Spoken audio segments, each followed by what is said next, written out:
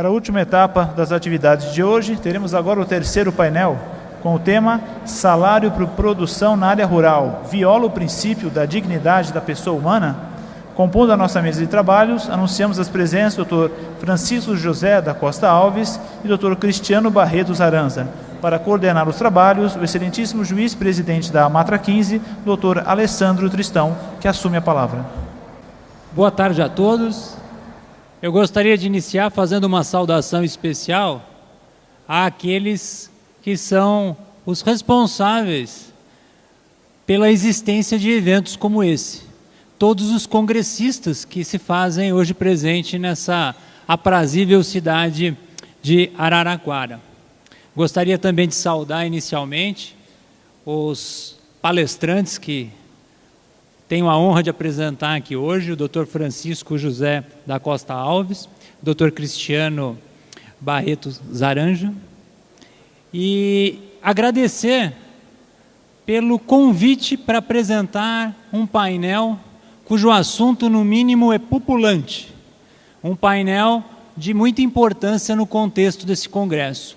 E agradeço o convite, não exatamente em meu nome, mas pelo espaço que é concedido para a Matra 15, a Associação dos Magistrados do Trabalho, da Justiça do Trabalho da 15ª Região, espaço que é franqueado por aqueles que realizam o congresso. E já aproveito também, nesse contexto, para agradecer pela realização o Tribunal Regional do Trabalho da 15ª Região, na pessoa do seu presidente, o desembargador Fábio Alegrete de Campos Cooper, e também o diretor da escola judicial do nosso tribunal, o desembargador Samuel Hugo Lima. E estendo também os cumprimentos, o reconhecimento público pela excelente organização e pela oportunidade de debate que aqui se coloca a toda a comissão organizadora do evento, que além do desembargador Samuel Hugo Lima, conta com a desembargadora Tereza Aparecida Asta Geminiani, a desembargadora Antônia Regina Tancini Pestana, o juiz Sérgio Milito Bareia, o juiz José Antônio Ribeiro de Oliveira da Silva, a juíza Tânia Aparecida Claro e os doutores Vladimir Flávio Bonora e Ivo Dalacqua Júnior. Caros congressistas, não existem dúvidas que o trabalho possui um irrefragável valor social. Creio que também não existem dúvidas que o trabalho é um dos direitos mais importantes decorrentes da cidadania. Também parece que não pairam dúvidas de que a ordem econômica no nosso ordenamento jurídico é fundada em dois princípios: na valorização do trabalho humano e na livre iniciativa. E essa ordem econômica ela é fundada nesses dois princípios justamente para assegurar a todos uma existência digna conforme os ditames da justiça social. E desse contexto surge a necessidade de se harmonizar os interesses conflitantes do capital e do trabalho. E me parece que existem duas questões que balizam essa harmonização. De um lado, o trabalho não pode inviabilizar a atividade econômica. E de outro, o capital não pode suprimir a dignidade do trabalho, ou melhor, a dignidade do trabalhador. E esse talvez seja o principal substrato e contexto desse painel. Com certeza vamos navegar por conceitos a respeito do trabalho degradante, da dignidade da pessoa humana, de especificidades a respeito da remuneração da produção, para então aplicarmos todos esses conceitos na questão da remuneração do trabalhador rural. Antecipo controvérsias, visões antagônicas, e por isso o painel deve ser muito proveitoso para todos. Então, sem mais delongas, vamos ao painel. Salário por produção na área rural viola o princípio da dignidade da pessoa humana? E, seguindo a ordem, vou passar a palavra e fazendo as apresentações formais na ordem da intervenção de cada palestrante. O primeiro a proferir sua palestra é o doutor Francisco José da Costa Alves, e passo a palavra, então, ao doutor Francisco, não sem antes de ler brevemente seu currículo. O professor Dr. Francisco José da Costa Alves é professor associado do Departamento de Engenharia de Produção da Universidade Federal de São Carlos, leciona as disciplinas de graduação e pós-graduação, orienta dissertações de mestrado e teses de doutorado no programa de pós-graduação em Engenharia de Produção, coordenando o grupo de estudos e pesquisas em trabalho de políticas públicas e agroindústria. Tem doutorado em Economia pelo Instituto de Economia da Unicamp. O título da tese é Modernização da Agricultura e Sindicalismo, as lutas dos trabalhadores assalariados rurais na região canavieira de Ribeirão Preto. Tem mestrado em Engenharia de Produção pela coordenação dos programas de pós-graduação em Engenharia pela Universidade Federal do Rio de Janeiro e é bacharel em Economia pela Faculdade de Economia e Administração da Universidade Federal do Rio de Janeiro. Tem inúmeros trabalhos publicados em livros e revistas nacionais e internacionais. Sem mais delongas, passo a palavra é do senhor professor Dr. Francisco. Boa tarde a todos e a todas, pela oportunidade de estar aqui. Queria fazer os agradecimentos de praxe ao desembargador Flávio Cooper, presidente do Egrégio Tribunal Regional do Trabalho da 15ª Região, ao desembargador Samuel Hugo Lima, que me fez o convite, ao juiz Sérgio Melita, e queria cumprimentar os membros dessa mesa, o juiz Alessandro Tristão e o senhor Cristiano Barreto Zavanza. É com muito prazer que eu estou novamente no Congresso de Direito do Trabalho Rural. E eu digo novamente porque durante a década de 90 eu participei ativamente de vários congressos na década de 90. Quando chegou na década de 2000, eu não fui mais chamado. Eu fiquei até achando meio estranho, por que eu não sou mais chamado? Será que eu falei alguma coisa que não devia? Porque chegou nos anos 2000, não era mais chamado e eu continuava trabalhando, mas isso aconteceu também nos anos 2000, também falava muito para o movimento sindical e também o movimento sindical me colocou numa espécie de geladeira. Então, na década de 2000, eu fiquei numa espécie de geladeira, tanto no movimento sindical, também na academia, porque os anos 2000 na academia, para aqueles como eu, que militam na área do trabalho e militam na área do trabalho na perspectiva dos trabalhadores, reconhecendo que o campo do trabalho é um campo em conflito permanente. E num campo em conflito permanente, é melhor, como dizia Milor Fernandes. Milor Fernandes dizia, é melhor entrar logo na briga do que ser baleado como transeunte inocente que passava. E eu, como nunca fui um transeunte inocente, eu entro logo na briga, e nessa briga eu entro na perspectiva dos trabalhadores.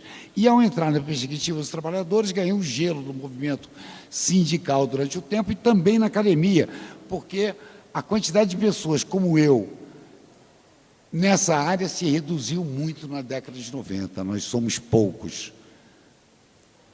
Ainda bem que somos bons, modestamente, mas o número está reduzindo gradativamente. Inclusive porque o outro lado tem um poder enorme. E no caso do agronegócio, ele tem um poder econômico, político, fantástico, e que torna essa luta um pouco mais complicada.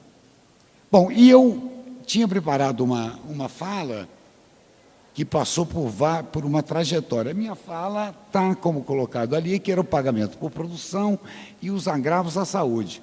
Mas quando chegou na segunda-feira, eu fui brindado, quando recebo no meu e-mail, já às 6 da tarde, o resultado da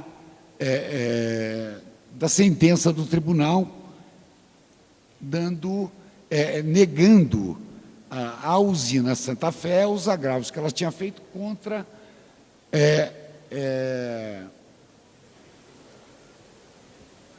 e portanto, o tribunal admitia o quê? O pagamento por produção é proibido. E o pagamento por produção lesa a dignidade da pessoa humana. Então, eu estava preparando uma fala que era no sentido de convencer o público que o pagamento por produção é lesivo. Depois eu falei, bom, mas como o tribunal já aprovou, eu vou falar de outra coisa. E depois, quando cheguei aqui, disseram, não, Chiquinho, você não entende bem as coisas. Embora a usina Santa Fé tenha perdido em primeira instância e tenha perdido em segunda instância, ela provavelmente, isso vai para o Supremo Tribunal Superior do Trabalho e provavelmente irá para o Supremo Tribunal Federal. E eu falei, puxa vida, eu não imaginava, eu imaginava que era sempre dois pareceres contra, como é no CNPq, como é na FAPESP. Eu mando um projeto. Se ele é aprovado por um parecerista e por outro parecerista, ele está aprovado. Se ele é negado por um e outro, ele está negado, não adianta eu recorrer. Eu só posso recorrer se ele é aprovado por um e negado por outro. Mas eu já vi que não entendo nada direito. Bom, eu não entendo mesmo, já falei que não entendo, mas, de fato, eu não consigo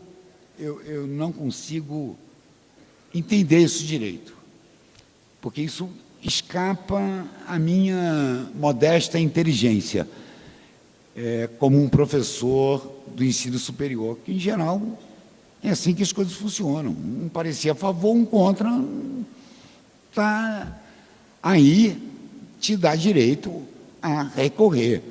Agora, dois que vão no mesmo sentido, em geral. Bom, então vamos lá, o pagamento por produção.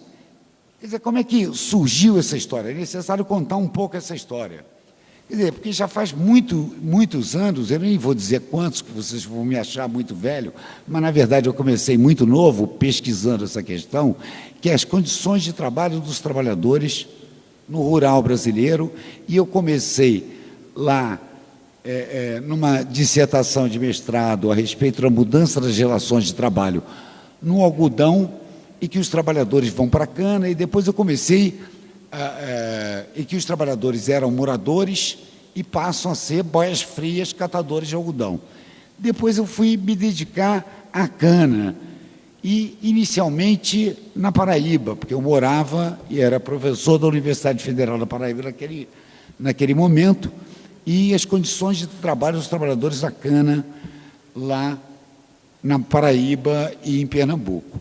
Depois eu vim para São Carlos, na região de Ribeirão Preto, portanto, o coração da cana, continuei estudando as condições de trabalho dos trabalhadores da cana.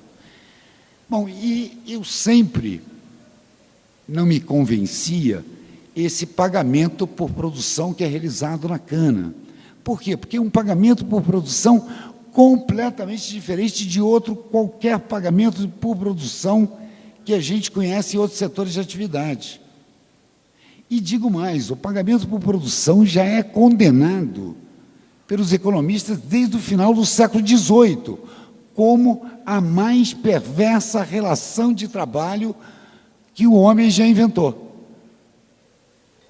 E os autores se referem a um pagamento por produção, que é o pagamento por produção tradicional, que é o pagamento por peça. Eu produzo copo d'água, eu sou um produtor de copo d'água, eu conheço a minha capacidade de produção de copos d'água por dia e sei, quando eu vou iniciar a minha jornada todo dia de manhã produzindo copo d'água, eu sei o valor do copo d'água e sei também o meu dispêndio de energia para a produção de copo d'água durante o dia.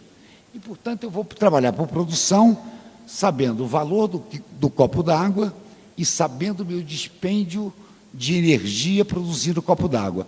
Portanto, eu posso dosar a minha produção de copos d'água de acordo com o valor que ele tem e de acordo com o meu desgaste de energia, a energia que eu tenho. Porque as pessoas são pessoas e, portanto, são diferentes umas das outras e a gente é diferente de um dia para o outro, né? Tem um dia que aquele jogador de futebol, o Zico, perdeu um pênalti na Copa do Mundo. Isso acontece. Quer dizer, tem dias que a gente está jogando melhor, a gente está trabalhando melhor, a gente está mais inteligente, a gente está mais rápido. E tem dia que a gente está mais fraco. Então, portanto, eu posso levar isso em consideração e decidir quantos copos eu vou produzir por dia. O pagamento na cana é completamente diferente desse. E tem muita gente que milita na área e não sabe como é que se dá o pagamento por produção na cana, porque é muito difícil. Eu levei anos para aprender isso, e aprendi através dos trabalhadores. Se não fosse a Carlita me dar aula, várias pessoas, eu não saberia como é que é esse sistema de pagamento. Por quê? O que está na convenção coletiva mais importante sobre essa forma de pagamento, que é o pagamento por produção da cana, é derivada da greve de 86. A gente falou pela manhã na greve de 84, o Hélio falou, mas a greve de 86 tem uma importância fundamental para essa questão que a gente está discutindo, pagamento por produção. Por quê? Porque a greve de 86 foi deflagrada em Leme, exatamente Leme Araras, contra o roubo da cana. Os trabalhadores exigiam naquela greve o pagamento por metro, ou seja, queriam que os sindicatos o sindicato dos trabalhadores, junto com os sindicatos empresariais, definissem não o valor da tonelada de cana, mas o valor do metro de cana para cada tipo de cana. Como vocês sabem, uma cana é diferente da outra, claro, como qualquer ser vivo, é diferente da outra. Mas as divisões são fundamentalmente de 5 tipos. Cana de ano, que é aquela que foi plantada pela primeira vez, foi plantado ano passado, está sendo colhido pela primeira vez esse ano. É uma cana boa, é uma cana forte, é uma cana saudável, é uma cana que dá trabalho para colher. Então, essa cana, naquela época, estabelecia, perdão pelo cacófago, mas eu vou fazê-lo várias vezes, estabelecia o valor básico. Aí a gente tinha a cana-soca. O que é a cana-soca? A cana-soca é aquela cana que já foi cortada outras vezes e é cortada pelos trabalhadores. Ela tinha um valor abaixo do valor da cana de primeiro corte, de ano de primeiro corte. Depois tinha a cana-bis. O que é a cana-bis? Cana-bis é aquela cana que foi plantada há 2 anos atrás e está sendo colhida pela primeira vez agora. Essa cana é mais grossa do que as demais, dá mais trabalho para cortar e, portanto, ela tem um valor superior ao da cana cortada de primeiro corte, mas de 1 ano só. É chamado de cana-bis, canas de 2 anos ou canas de 1 ano e meio. Depois desses 3 valores, você tinha um valor para as canas de cada tipo, deitada e enrolada. Então, o que os trabalhadores reivindicavam naquela greve? Nós queremos um valor para o metro de cana de cada tipo. Bom, isso foi uma greve que durou tempo, morreu gente, vocês sabem que morreu gente. A polícia bateu violentamente naquele tempo do cacetete democrático do Montoro, que entrava na casa dos trabalhadores e espancava dentro de casa. 2 trabalhadoras morreram por disparos efetuados pela polícia, e no final chegou-se a um acordo. Qual era o acordo? O acordo é que as usinas não abriam mão de pagar por tonelada, porque diziam que todo o cálculo econômico das usinas era por tonelada, eles não podiam passar para metro. Mas podiam passar para metro o valor na hora de pagar os trabalhadores. E aí foi acordado um sistema que tem que fazer cursinho para entender, porque é muito difícil. É um sistema de amostragem, em que o valor da cana é determinado em tonelada, e depois esse valor da tonelada a partir desse valor da tonelada, se calcula o valor do metro. E aí é uma conta complicada, pessoas. Pensem o seguinte: tonelada é uma medida de massa. Metro é uma medida de distância. E mais ainda, é metro linear. Bom, por que é metro linear? Bom, essa é uma outra loucura do corte de cana. Por que é uma loucura do corte de cana? Porque o trabalhador corta a cana num eito de cana. Vocês sabem o que é eito? Eito é uma palavra que vem da escravidão, ela sobreviveu. Assim como os trabalhadores da cana sobreviveram à escravidão, o eito também sobreviveu.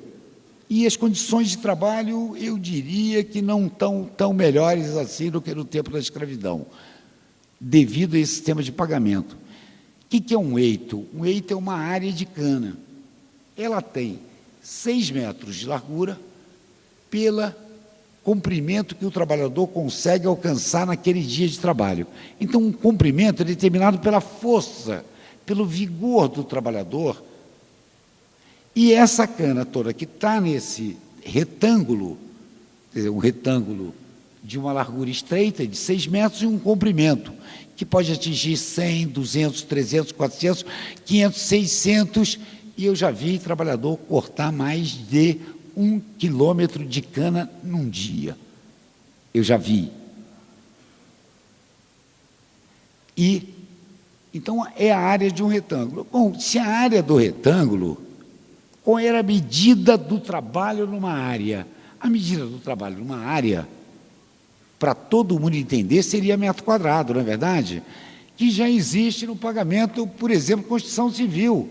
Quer dizer, qualquer cálculo na Constituição Civil é metro quadrado. Por quê? É área construída. Na cana, não, a gente não pode medir metro quadrado. A gente tem que medir metro linear. Portanto, é necessário que uma área seja transformada numa fileira. E como é que é essa fileira? Bom, é a fileira do meio, em que toda a cana que é cortada nesse retângulo é cortada e transportada para a fileira do meio. E aí aparece uma outra questão. O corte de cana não é apenas cortar cana.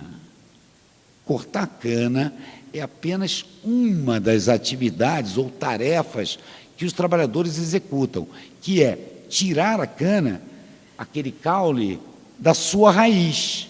Ele cortou a cana, mas o trabalhador não faz só isso. Ele tem que cortar, limpar, cortar o pendão, que é aquela parte da cana de cima que não tem sacarose. Quando ele corta embaixo, ele tem que cortar bem rente ao solo, porque todo mundo que chupou cana sabe que embaixo ela é mais doce. E, portanto, se deixar toco muito alto, isso significa uma perda para a usina. Então, o trabalhador tem que cortar embaixo, cortar em cima, limpar e transportar até a fileira do meio. E ele vai colocar transversalmente nessa fileira do meio a cana. Algumas usinas, ele vai colocar a cana nessa fileira do meio esteirada. O que é esteirada? Uma do lado da outra. Ou ele vai colocar em bandeiras. O que é bandeiras? É em montes de cana, distantes um do outro por 1 metro, 1,5 metros. Por quê? Porque isso permite à usina cortar uma cana mais limpa. Bom, depois disso, essa cana será medida. Como é que é feito isso? Bom, segundo todas as usinas, eles dizem que é um sistema de amostragem, que é o que está nas convenções coletivas.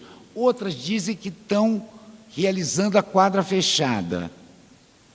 Mas só tem uma usina que, de fato, faz o sistema de quadras fechadas sob controle dos trabalhadores. É a usina Ester, é o trabalho do Sindicato de Cosmópolis. Nas demais usinas que cortam, quer dizer, que dizem que nós fazemos quadra fechada, ninguém está lá para controlar aquela quadra fechada.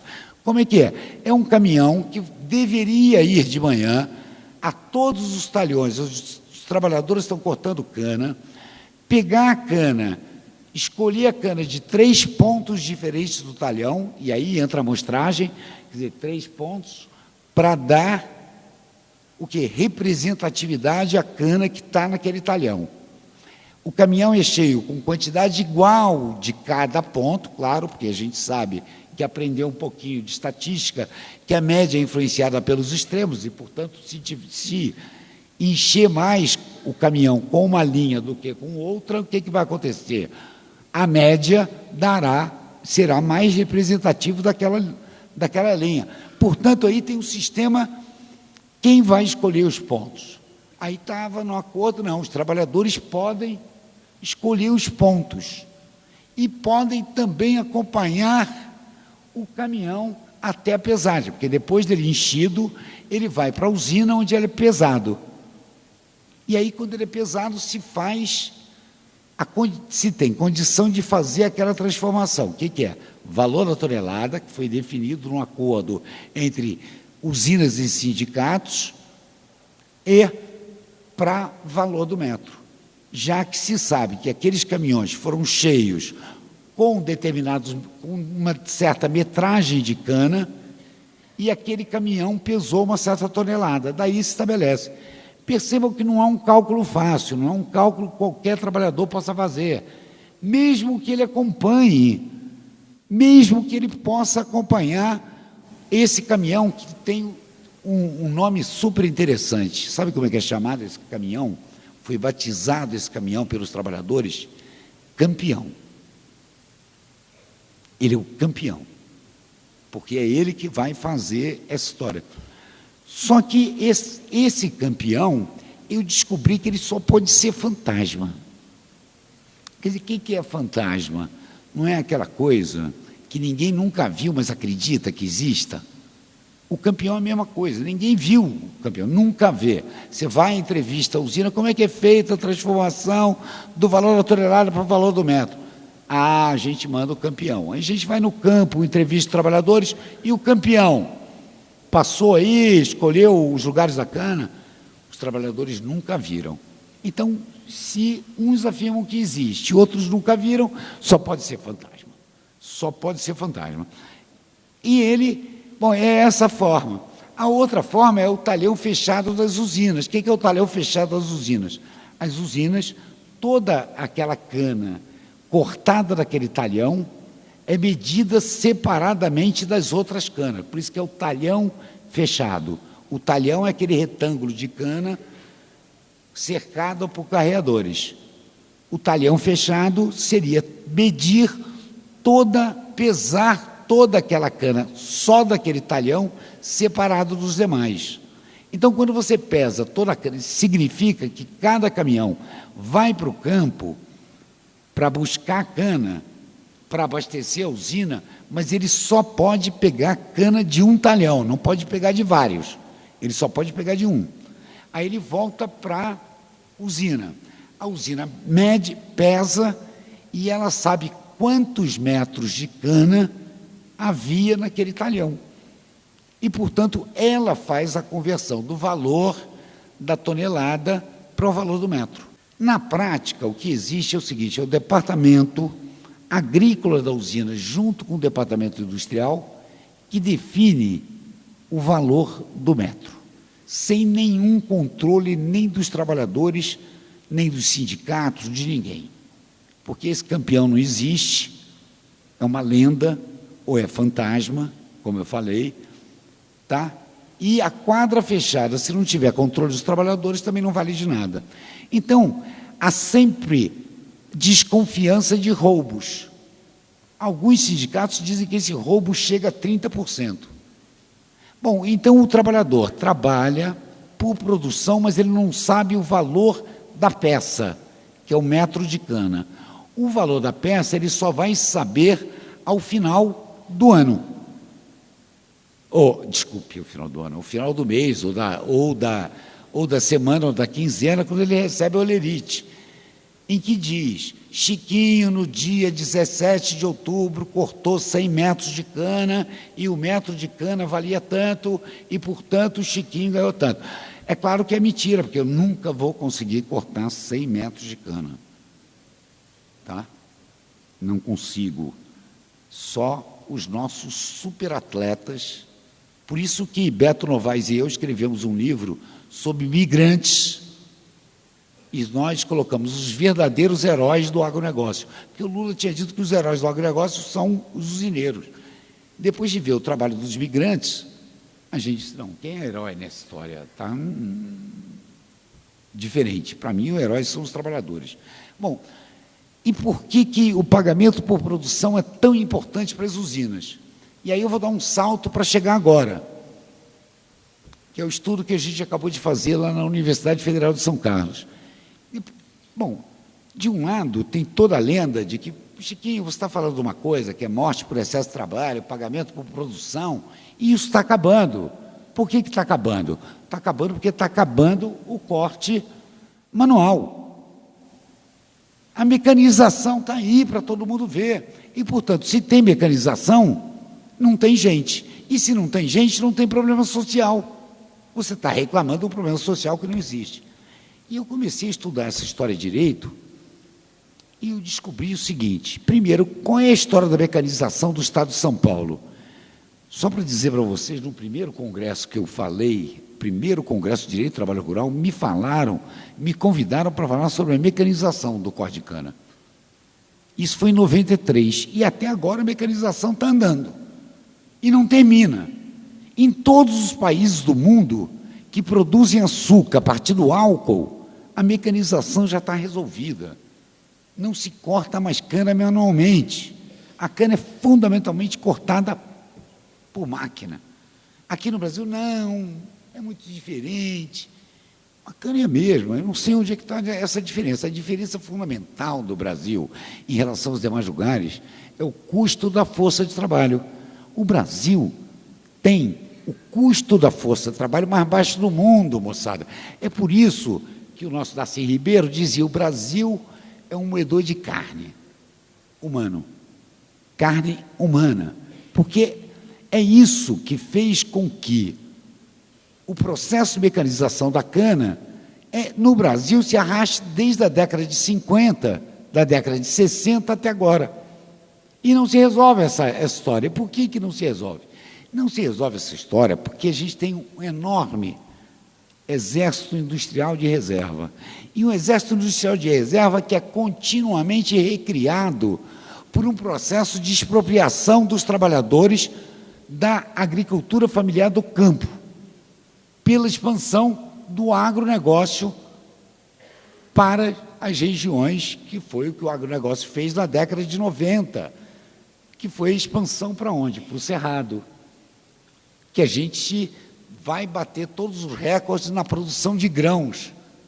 E o Cerrado, e os grãos do Cerrado vão retirando a pequena produção familiar de suas lavouras, pela concentração fundiária e pela derrubada das florestas, e esses trabalhadores não têm outra alternativa a não ser vir para a cana. E, portanto, isso rebaixa o valor da força de trabalho. E aconteceram duas coisas muito interessantes de 1986 para cá. Em 1986, eu contei parte daquela história em que os trabalhadores não conseguiram fazer o quê? A negociação pelo valor do metro. Mas conquistaram, naquela época, um salário, um piso salarial da categoria, sabe de quanto? 2,5 salários mínimos. Sabe quanto é que está o piso salarial da categoria agora? 1,3 salário mínimo. E mais, a outra coisa, pasmem, a produtividade do trabalho mais do que duplicou. Na década de 80, naquela greve, na greve de Guariba e depois na greve de Leme, a média dos cortadores de cana era 6 toneladas cana por dia. A média hoje está 12 toneladas por cana dia. O piso está 10. O trabalhador que não corta 10 toneladas de cana por dia é demitido antes do fim da safra ou não tem o seu contrato renovado na safra seguinte. Ele sabe que não tem mais lugar na cana. Então, o que está acontecendo? E é por isso que a mecanização não se deu e não se dá integralmente. Então, Então, nesse momento, o que a gente tem? Segundo os dados do INPE, nós temos 72% da área do estado de São Paulo plantada com cana, colhida por máquina. Esse foi o resultado da safra que se encerrou agora, a safra 2012-2013. 72%. O que a gente esperava? De 2007 para cá, que a redução do número de trabalhadores manuais empregados na cana se reduzisse na mesma proporção com que cresce a mecanização. E o que a gente está percebendo pelos nossos dados? E são os dados que a gente está olhando apenas o emprego formal. Não estamos olhando o emprego terceirizado, porque a gente não tem os dados da terceirização nem da informalidade, ou seja, das usinas, que apesar do acordo, do compromisso nacional, continuam contratando trabalhadores através dos gados. Isso ainda não acabou no estado de São Paulo, ainda existe. Tá? Isso a gente não está pegando esses dados, desses trabalhadores. Mas pegando apenas do trabalho formal, a gente percebe que está havendo uma coisa maluca.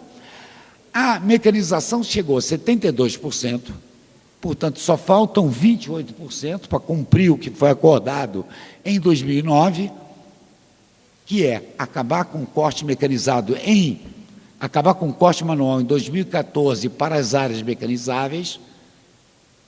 Só falta 28%, mas o número de trabalhadores não reduziu na mesma proporção. A outra coisa interessante, quando a gente olha os dados, tá, que eu podia ter trazido aqui para projetar para vocês, mas eu acho que falar da ideia é muito mais interessante. Depois os dados vai sair no artigo que já está quase pronto aqui. Ó. O que a gente olha? A expectativa que a gente tinha lá na década de 80, quando teve também um vigoroso processo de mecanização, e naquele tempo era mecanização de cana, era mecanização da pior das canas possíveis, era mecanização de cana queimada, desemprega gente e polui ao mesmo tempo. Essa agora, pelo menos, é uma mecanização melhor do ponto de vista ambiental, porque é sem queima. É mecanização de cana crua. O que a gente esperava era que não houvesse mais pico de contratação de trabalhadores, ou seja, você tem na entre-safra um número razoavelmente pequeno de trabalhadores que vai de dezembro a maio, e depois você tem um salto quando você chega em maio, junho, julho, agosto, e a partir de agosto o número de trabalhadores empregados cai e volta àquele patamar lá de dezembro que eu me referi antes. A expectativa que se tinha que a mecanização se daria e eliminaria esse pico, e você teria um número de trabalhadores contratados igualmente durante o ano. E isso não ocorre. E por que não ocorre? Aí está um milagre. Qual é o milagre? Se conseguiu trabalhadores mais produtivos. E com a mecanização existente agora, as usinas podem fazer uma seleção maior dos trabalhadores. Esse é um dado. Os critérios de seleção dos trabalhadores das usinas se apuraram. O critério de seleção das usinas se apurou também nos exames médicos admissionais. Agora, trabalhador, para ser empregado na cana, tem que apresentar da sua região de origem atestado de que não é portador de mal de Chagas. E, portanto, as usinas estão contratando trabalhadores mais jovens e, portanto, mais aptos para o trabalho. E o que a gente está vendo na cana? É a morte anunciada. Ou é uma morte que vai se dar por excesso de trabalho decorrente do pagamento por produção, ou é uma morte anunciada porque os trabalhadores atualmente, em 10, 12 safras, significa 10, 12 anos cortando cana, estão perdendo a capacidade física de trabalho, não apenas para cortar cana, mas para fazer qualquer atividade de trabalho. Eu conheço um monte de mãe que não consegue dar mamadeira para os seus filhos, trabalhadores que não conseguem pentear os seus cabelos, trabalhadores que estão completamente incapacitados para qualquer tipo de trabalho. Portanto, defender o fim do pagamento por produção é defender a vida, é defender o direito à dignidade, e a dignidade humana está vivo. É claro que, do outro lado, as pessoas dizem, e fundamentalmente os dirigentes sindicais, dos quais eu tenho apanhado muito por defender o fim do pagamento por produção. Eu não apanho apenas dos usineiros, é claro. Eu apanho também dos trabalhadores, porque eles dizem: Chiquinho, mas o que você vai colocar no lugar se a gente parar de pagar a produção? O que você vai colocar no lugar? Se não paga por produção, a gente tem dois problemas. Os salários continuam baixos e os trabalhadores vão receber um piso salarial que está muito baixo e vão continuar cortando 10, 12 toneladas de cana, sem ninguém controlar. Eles dizem: o que a gente coloca no lugar? Não tem isso. Isso pode acontecer. Aí as usinas também pode acontecer o outro lado. O que é? O corpo mole. A gente paga um salário e os trabalhadores não cortam nenhuma cana, vão fazer corpo mole. E isso é uma coisa, é uma discussão que não me cabe entrar, quer dizer, enquanto pesquisador. Quer dizer, quem tem que decidir a forma de pagamento e o valor dos salários são os trabalhadores junto com as usinas. E isso tem que ser discutido com os trabalhadores. Se a gente eliminar o pagamento por produção, qual será o novo pagamento? Agora, é fundamental que a gente, primeiro, acabe com o pagamento por produção, para preservar a vida, para depois discutir qual vai ser a nova forma de pagamento. E nessa forma de pagamento não pode ser um acordo a frio, como foi o compromisso nacional, que vai resolver. Porque o compromisso nacional, eu ouvi pela manhã as pessoas falando do compromisso nacional. E, particularmente, meu amigo Hélio Neves.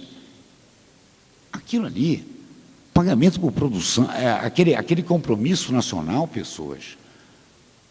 Aquilo ali, para começar, olha só, o nome dele já é um nome muito pernóstico, né? Compromisso Nacional para o Aperfeiçoamento das Relações de Trabalho. Aí é me chamar de tonto, e um conjunto de gente que olha as relações de trabalho na cana como as piores existentes. Aí digo: não, elas são boas, porque a gente vai aperfeiçoá-las. A gente só aperfeiçoa o que é bom e não o que é ruim. Um acordo nacional feito a frio, em que os trabalhadores não se pronunciaram a respeito de nada. Absolutamente na cúpula. Quando eu morei no Nordeste, eu aprendi uma coisa interessante que os trabalhadores diziam: acordo bom é acordo no quente. Acordo frio não presta. Aí eu ficava com aquela história: frio, quente, o que é isso? Será que é igual a pimenta, né, que você pede frio, aí é sem pimenta, quente vem com muita pimenta? É uma coisa que tem a ver o seguinte: mobilização dos trabalhadores ou não mobilização dos trabalhadores. Acordo bom é acordo a quente, porque é um acordo que tem mobilização dos trabalhadores. Acordo ruim é frio, porque não tem mobilização dos trabalhadores e, portanto, o que é acordado é em benefício dos patrões, não é em benefício dos trabalhadores. E, portanto, esse compromisso nacional, para mim, é a distribuição de selinhos para que as usinas exportem mais álcool no exterior.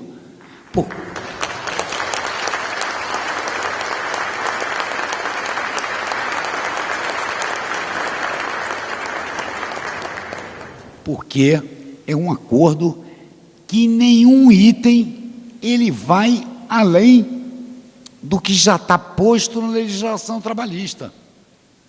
Para que eu vou fazer um acordo?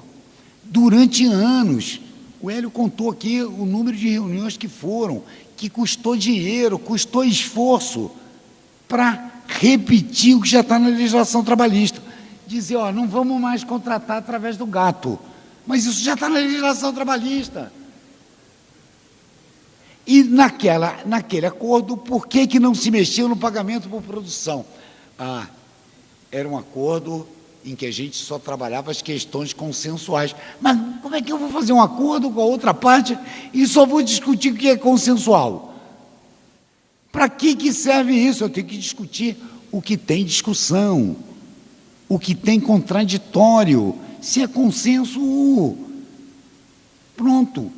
Para que eu vou repetir mais? Pegou mal para o governo, porque o governo é parte. Aí as usinas fazem um acordo dizendo, a partir de agora eu vou cumprir a legislação trabalhista. Significa que não cumpria antes e ninguém fazia nada. Porque se a legislação trabalhista fosse cumprida, e se as relações de trabalho na cana fossem tão boas assim, os tribunais e juntas não estariam abarrotados de processos como a gente vê no Brasil hoje. Obrigado.